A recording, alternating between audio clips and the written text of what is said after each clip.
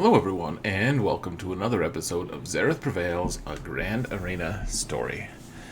We're in Season 12, Match 5, folks. I'm undefeated going into this fight, and it's an interesting one because I chose to, after scouting my opponent, I noticed that they have sometimes placed a Supreme Leader Kylo team with Daka and Zombie, and even though I really want to try like a Commander Luke counter to that team, at this point, I just didn't have enough time to practice that or experiment, so I chose to take my Supreme Leader Kylo on offense, which is something I never do, and there's good reasons for that. You guys will see if you don't put both Galactic Legends down and your opponent saves enough for offense, things can get a little bit dicey in terms of efficiency, and my opponent is pretty good at efficiency, so I'm not going to spoil the ending until the end. You guys will see the results, and yeah, it's a pretty interesting one, folks.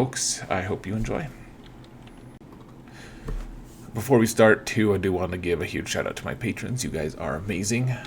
Truly, guys, the level of support you guys have given me is incredibly staggering and humbling, and I just really appreciate it. It's helped my channel grow so much, and hopefully we can keep growing it. So thank you once again. Alright, so let's show you guys my defenses first. I do have my Rey team with a bunch of just random tanks and stuff. Forces them to use Vader here. And then Commander Luke with Chupio. It's been doing pretty cool stuff on defense. On the back, we have a non-full bastard Darth Revan squad and Geos as well. And this is probably the weakest defenses I've set for like a season at least. That Darth Revan team is not that convincing, and Jedi Rey is not that great either. We do have Padme and Grievous up top, along with the Resistance heroes with Jedi Training Rey, which they're all pretty good teams. And then I do have to face a Kylo Ren team with Hux, which is a kind of scary team. It's tricky how good it is.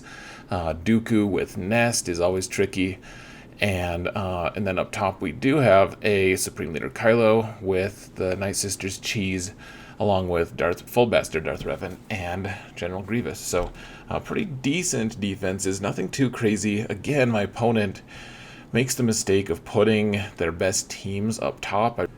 I really don't like that because it leaves me no need to plan. Like, I can just take out the best teams. Like, I can go in, kill their best teams with the team I was already going to use against it, and then I can clear the bottom zone with like just some B-level teams, because there are only B-level teams on the bottom, and then I can have a full snapshot of the entire board. Like, I can just do what I want. Like, there's no problem solving, really. Like, all I have to do is kind of just line up the teams that I want to use. So yeah, I really think that this is a mistake by putting all of your best teams up top. I know that people love the math of it and everything. I just do think it's a little bit of a mistake.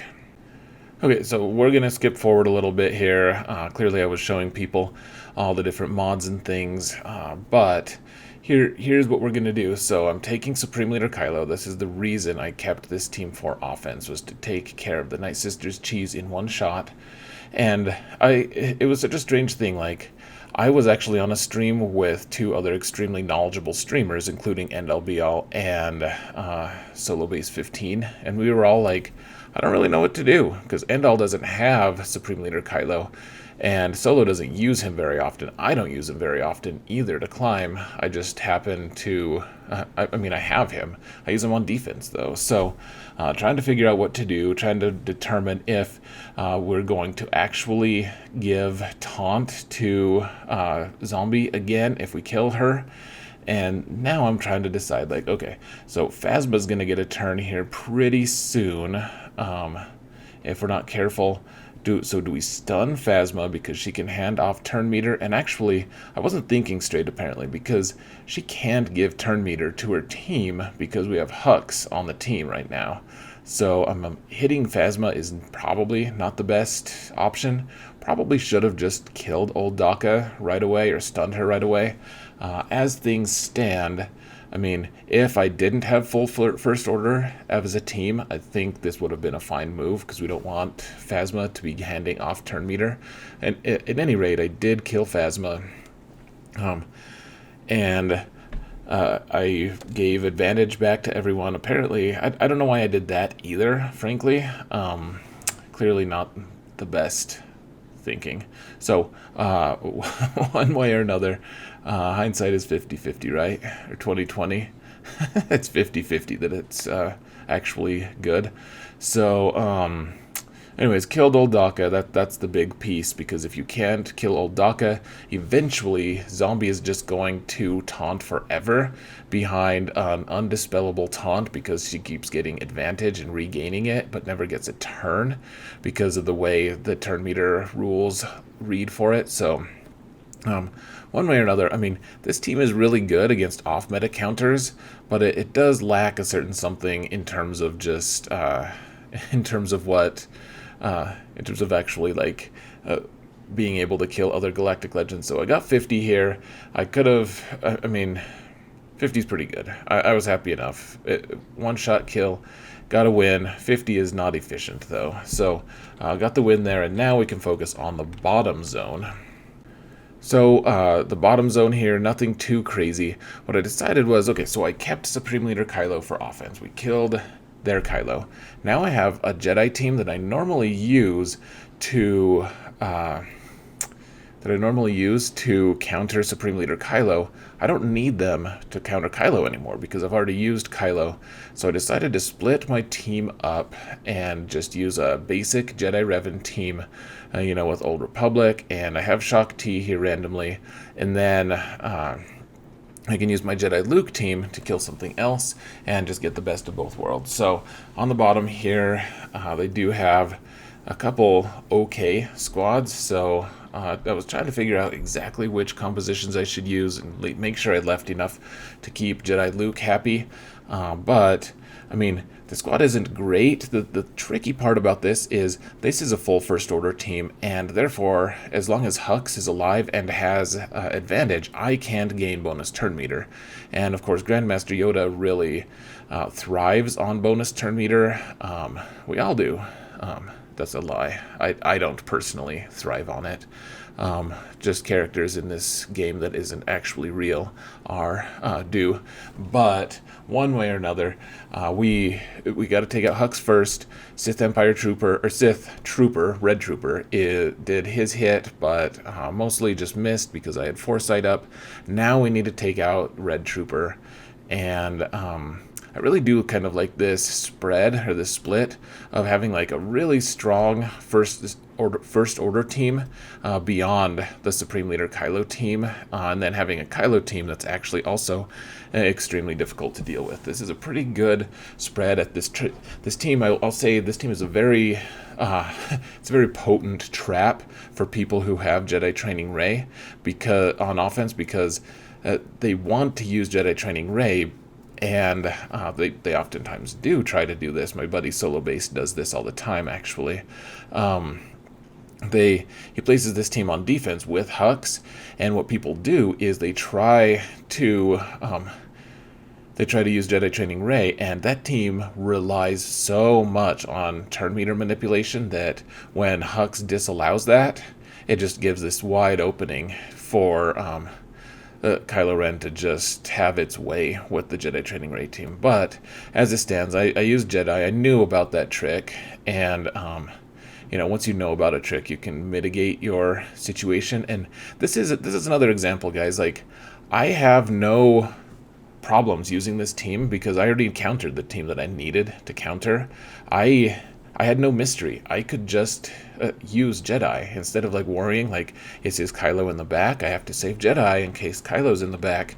Instead, I'm like, oh, okay, I'll just kill their Kylo real quick, and then I'll just use my Jedi to clear the front zones because I don't need the Jedi anymore.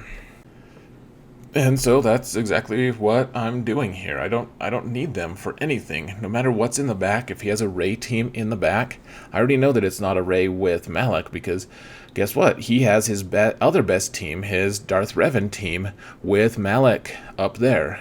So I know that his Rey team, if it is in the back, my Vader team will beat it easily because there's no Malak, and that's really the best version of that squad. So, anyways, back to the actual fight at hand, not just talking about strategy here. We also want to talk about tactics. And, I mean, Jedi Luke is such a strong squad. If you can get the first turn, you'll note that Ayla is only gear 12. Ezra's only gear 12. But I can stun, I can do all this stuff. The control of this team is just incredible. Now, there are a lot of teams that kind of move around the Jedi Luke madness, so you're not going to be able to. It's not like a team that'll just beat everyone, but at the same time, I mean, this is a pretty credible gear 12 or sorry, gear 13 squad, and they all have some pretty good synergy. Nest is pretty good. All this stuff, but as long as you can get that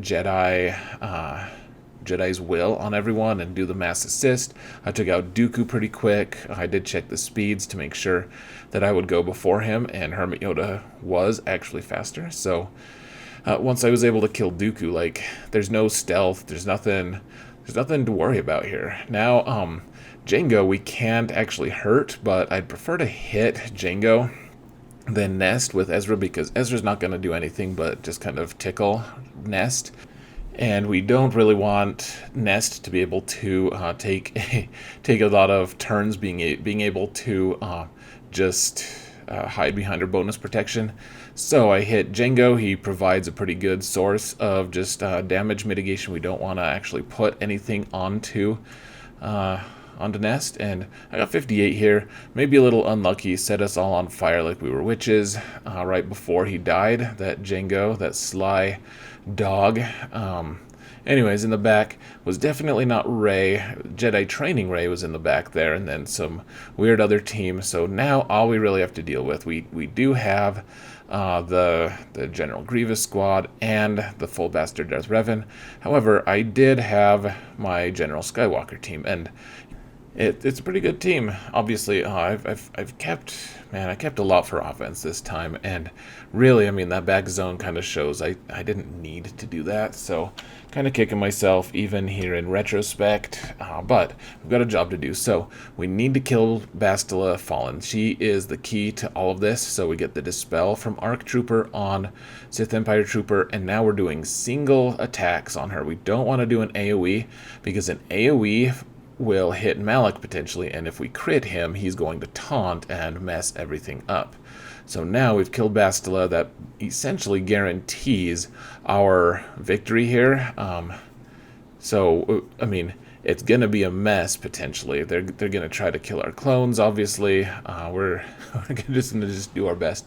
I love that I was able to just zap Malak there with Arc Trooper. He really does hit like a truck pretty well. And now, oh man, Darth Revan with the FU hit right at the very end. And, I mean, Skywalker will get up. We're going to kill Darth Revan. We can't assist. However, Echo has an FU shot of his own. Look at that, 100k damage on his grenade. Really, really awesome damage. And yeah, to Darth Revan, FU, indeed. So, got the 52 banner win. I mean, it's never going to be pretty when you're going General Skywalker versus Darth Revan. But, I mean, it's a first shot win, and now all we have is General Grievous, and then that pretty sketchy back zone. So, General Grievous, I decided to try a counter I haven't used for a really long time. You need to make sure that your Bastila is faster than their B1. This is really important, guys, if you don't have that. And also, if you have your Bastila, even if she is faster, if they have a Watt, it can potentially be messy.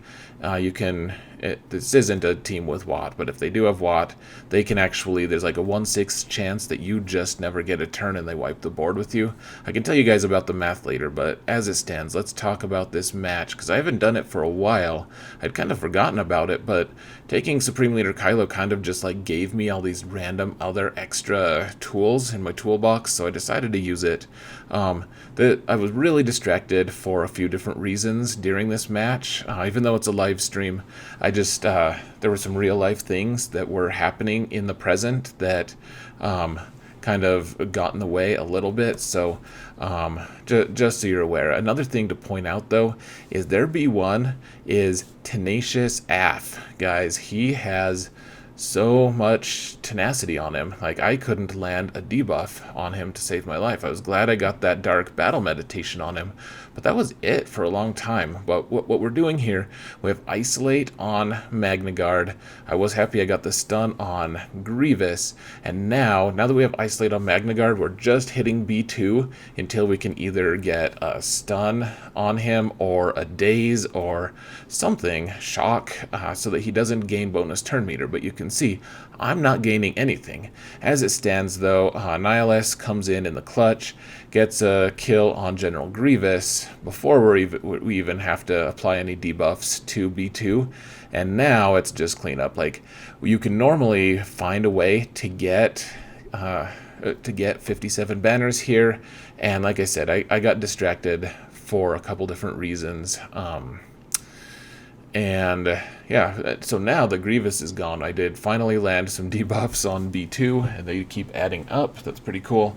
Now that Shock is gone on B2, that's a pretty good feeling, because or Shock is applied because he can't gain that bonus turn meter for when I hit the other guys on the team. And I do want to point out, you're putting Isolate on Magna Guard so that he doesn't taunt. That is simple as that. And now it's just cleanup. We're trying to mitigate the B1 trying to do his big AoE on us, as a parting shot.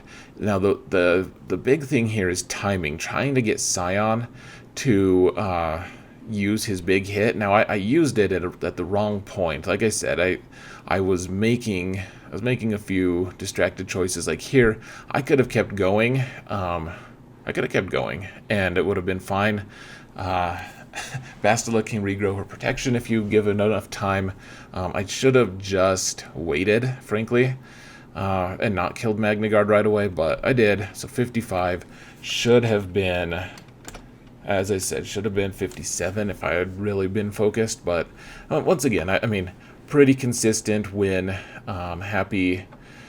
Happy with that opportunity. And now we have fleets. I dropped so many banners. I have to do the best I can with fleets. But I hate doing fleets before I'm done with all of the character zones. So back to the grind here. Up top we have, the top squad here is Finn with just a bunch of random crap. And then we have Jedi training Rey with a bunch of random crap. Those droids do make that Rey team incredibly fast. So in response to this, now if they don't have the resistance heroes with Rey, then Nightsisters do just fine against it. Especially, like, I was worried about L3 getting in the way, but the reality is L3 Gear 12 you just kill her too easily. You put some relic levels on her and she becomes a huge obnoxious pain. But as it stands, guys, so you use Talzin lead here, and you can see all of the plague on everyone, and the fact is, if you have plague and then you get a debuff on these guys, on someone, they can't dispel it. They can't dispel that plague, and so they're going to be doing some damage. They're going to be, doing their thing, but the fact is, like, as long as you can just keep inflicting plague, they don't have a way to heal themselves. That's the really big strength about having the hero bros. Is Finn has his grenade of healing and makes it so that you can't actually use plague as a tool. But they don't have any healing. This squad has 0 healing really, except for a couple like random. If you do enough physical damage, you'll heal some. But look at all this plague. It's a beautiful thing. You're not going to get a lot of banners doing this, but at the same time, like, this is a pretty consistent counter. As long as their hero bros aren't here, then you can use Nightsisters all day on Jedi Training Ray, and that's what I did. 55 banners kind of fits in with my relatively inefficient clearing so far, and that's another thing I want to point out. I took Supreme Leader Kylo on offense, and you'd think that I would be super duper efficient in that regard, but so far I haven't been. That hasn't been the story at all. I've just kind of messed around and tripped myself up, getting 55s and 48s and all kinds of stupid things. So this final squad here, we've got Finn and the other random resistance. This is like the resistance base. We finally got to Dakar, and we can finally just kill all of the stupid, annoying resistance. And so that's what we're doing. Taking Vader lead here, and Watt goes, hands the weapons tech to Vader, so we're doing more damage. And the biggest source of concern for me, I want to kill their veteran Han first, because he can do an AoE that just tanks all of our banners and potentially just kills our Gear 10 Piet. So, did manage to do like 300,000 damage to him, so that killed him. Now we want to kill Smuggler Chewie if we can, as quick as we can, because he's going to take a bunch of bonus turns, and we don't want that. So I did manage to actually kill both of them before they got a turn, which is pretty fancy if you ask me. Not that you would, but you probably should, honestly, if you're watching this video. So I was hoping that I could do an AoE with Piet and take out that Relic 5 Poe, and because if you do an AoE, then you're going to apply Death Mark to people, but it's a Gear 10 Piet, and he did like almost no damage to a Relic 5 Poe, which, I mean, that's to be expected, kind of. So I don't know, I did think it was kind of funny. Now only Finn is left, and really, I mean, this is a pretty big mismatched team. I wouldn't call this a good team on defense, but my opponent would, and so he paid 59 for it.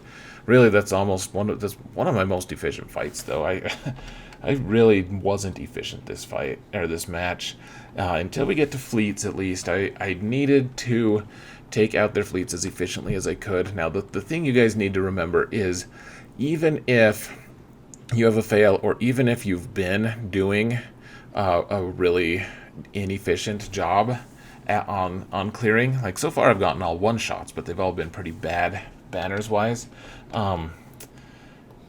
you still need to focus the rest of the match on trying to get the most efficient wins as you can, because sometimes it does come down to a couple banners. Sometimes people fail the same amount as you, and then it comes down to the minutia of banners. So the first match that I'm running, I'm only taking 4 total ships, well, plus the capital, so 5, I guess. And we're taking out this pretty weak Imperial fleet. We're using Malevolence. It's pretty nice to have Malevolence available. You just use your standard 3 starting lineup, so the Vulture and Hyena with Sunfac. And now I was trying to figure out, like, what do I want to do? I'm not used to going first with Malevolence, or not being super debuffed, because I'm used to fighting Negotiator with it. And so I decided just to summon another ship, and we're trying to take out this TIE bomber before it gets to go. Managed to do that. Now they have the Extinction Bomber, which is an interesting choice. This is with a Thrawn fleet, though. One interesting thing about Thrawn is he's great at supporting just like random ships. He really is. He doesn't have any like explicit Empire synergy. So anyways, we got 65. That was a pretty gimme match there.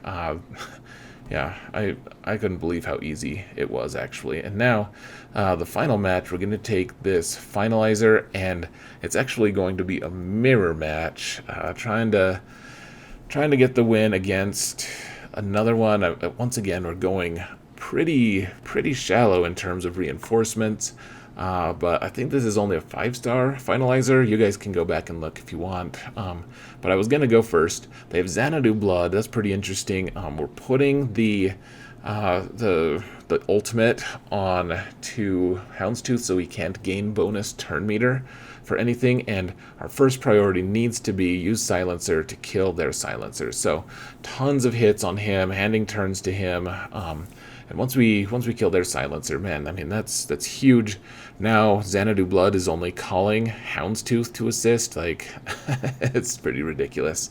So I was trying to remember, like, so they put Hunter's Mark or whatever it's called onto Silencer, which means I can't gain bonus turn meter on that ship, and I can't assist, or maybe I only assist for smaller amounts of damage. I didn't remember. Clearly didn't do that much damage though with the Silencer, and I was thinking, like, man, this could get ugly real quick, because Silencer is really the only really strong DPS I have on this fleet, and now he has this mark until the match is over, and it's just potentially going to be really ugly. Because if I can't actually kill anything because the one ship I have isn't actually doing any damage and can't gain a ton of turn meter, like, it just gets pretty ugly. So I was trying to figure out what to do. I was like, do I just hand turn meter to someone else? I can call the Silencer to assist, and maybe I get a stun, maybe I get some damage. Yeah, so that's what we're doing here. Just trying to get some damage. Silencer still did manage to get a pretty big hit with his special, killed Houndstooth. Once Houndstooth is gone, I always feel a lot better. You guys probably are the same in that regard.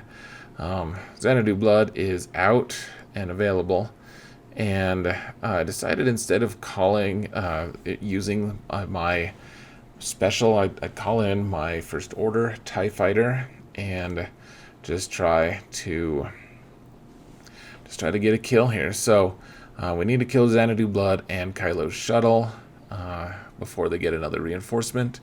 Xanadu Blood is gone. Now they're going to put Hunter's Mark on someone else as well. So they got him on 2. Hopefully we can get rid of that shuttle soon. And even with Hunter's Mark, Silencer managed to get a kill, 62 banners. And at least I managed to get a few good banners on ships, because, man,